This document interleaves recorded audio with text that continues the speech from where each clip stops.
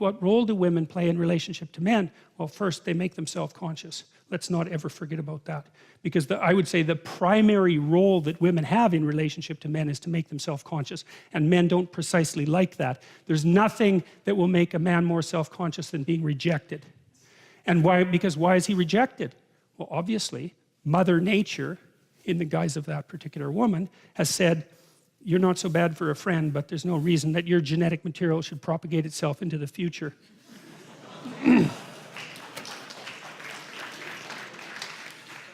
Right, well, and it's not like men are exactly happy about being made self-conscious by women. Right, it's a major source of continual tension between men and women, and it's no wonder. But it's also the case, and this is something really cool and interesting to know, you know, we diverged,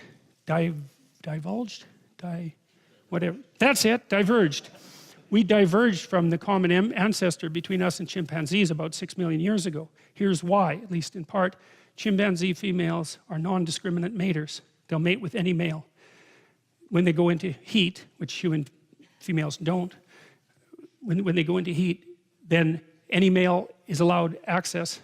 Now the dominant males chase the subordinate males away, and so the dominant males are more likely to leave offspring, but it's not because of the female choice. It's not the case with human beings.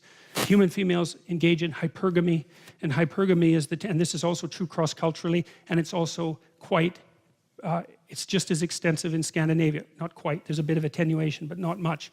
Women mate across and up dominance hierarchies. Men mate across and down. Okay, and that has to be the case, because obviously it has to work that way. If one goes up, the other has to go down. The socioeconomic status of a woman is determines almost zero of her attractiveness towards a man. Whereas the socioeconomic status of a man is a major determinant of his attractiveness towards a woman. And it isn't his wealth either, because that's been tested. It's his capacity to generate and be productive and to share, because that beats the hell out of wealth. Wealth can disappear, right? But the capacity to be productive and share, that's a much more important element. And why not be chosen on the basis of that, especially because women have to have infants, and infants make the woman dependent, and the woman is just looking logically, rationally, and from an evolutionary perspective for someone who's useful enough to lend a hand. So women make intense demands on men, and it's no wonder.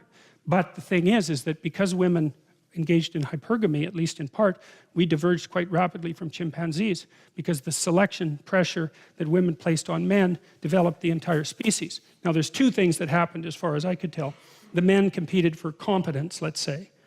So the male hierarchy is a mechanism that pushes the best man to the top, virtually by definition, and then that's the effect of that is multiplied by the fact that women who are hypergamous peel from the top, and so that the males who are the most competent are much more likely to leave offspring, and that seemed to be what drove our cortical expansion, for example, which happened very, very rapidly over the course of evolutionary time.